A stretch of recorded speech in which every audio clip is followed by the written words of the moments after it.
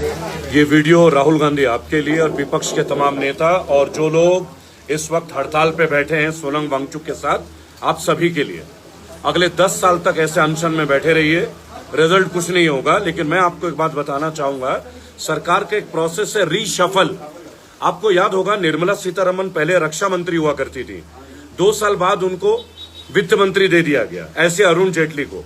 तो अब धर्मेंद्र प्रधान को वो रीशफल करेंगे और वो रीशफल करेंगे हमारे इनको भी, क्या बोलते हैं, निर्मला सीतारमण जी को भी, जिन मोर्चों में शिकायत ज्यादा है। तो गलती से भी गलतफहमी मत पालिएगा कि आप लोगों के लिए ऐसा हो रहा है। और अगले 20 साल तक इस गवर्नमेंट का कुछ बाल नहीं बांका कर पाएंगे। जानते हैं क्यों?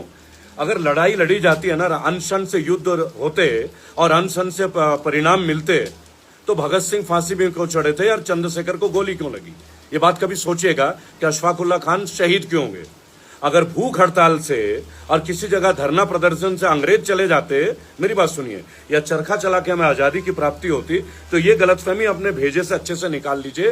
क्रांति जो बदलाव तब लाती है जब बलिदान मांगती है, जब आप बलिदान दे सकते हैं। अब देखिए, केजरीवाल जी बोलते हैं कि देश के युवा को आगे आना पड़ेगा, तो केजरीवाल जी की बेटी और बेटा ये युवा नहीं है क्या? आपने कभी देखा है राहुल गांधी को नितिन गडकरी के ऊपर अटैक करते हुए? कभी नहीं करेंगे। बोलिए क्यों? एथेनॉल एक स्कैम है, लेकिन जानते हैं क्योंकि 50 से ज्यादा गन्ने की जो मिल है वो शरद पवार की पार्टी एनसीपी की है। 40 से ज्यादा जो गन्ने की मिल है वो कांग्रेस पार्टी के लीडर देशमुख, कोबड़े, कितने सारे महाराष्ट्र के सबसे ज्यादा हैं, ये भी बता दूं आपको। उसके बाद जो तीसरी पार्टी है उनके पास है ये मिले। तो ये क्यों लड़ेंगे गडकरी जी से? क्योंकि गडकरी जी से लड़ेंगे तो इनका धंधा गोल हो जाएगा। अभी आपने देखा था कि 1600 करोड़ का कोयला घोटाला हुआ। इतने दिन हम लोग बहुत घोटाले की बात कर रहे हैं, अदानी की बात कर रहे हैं ना। राहुल गांधी कोयले घोटाले के ऊपर बात क्यों नहीं करते हैं? तीसरी बात, अगर राहुल गांधी को सच में कोई क्रांति लानी है, मैं उनका विरोधी नहीं हूं, लेकिन मैं विपक्ष का जो बेशरम का रवैया है ना, वो देख रहा हूं। कोई जाके वहां बैठा हुआ है ब्राह्मणवाद से आजादी। अबे हर ब्राह्मण के पास तालाब है क्या?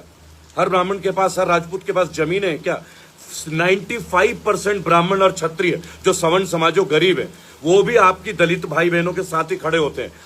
आप लोग नहीं चाहते हैं, पहली बात। दूसरी बात, अगर आपको ये युद्ध लड़ना है तो आपको क्रांति के तरीके से विभागों के विरुद्ध लड़ना है, उनके सामने प्रत्यक्ष खड़े होकर लड़ना है, वहीं पे आमरण अनशन करना चाहिए। इतनी सी बात सोनम वांगचुक से कही थी। और ये दीप के बच्चा, ये कल का, अच्छे से देख लीजिएगा। हम तुम्हारे विरोधी हैं, हमने तुम्हें गलत सलाह दे दी, तुम्हें पॉलिटिकल पार्टी बनाना था, हमें नहीं बनाना था, इसका हिस्सा नहीं बनना था। देश के लिए बात करने वाले सोशल एक्टिविस्ट अगर सब पॉलिटिक्स में आ जाएंगे तो देश हित की रक्षा कौन करेगा?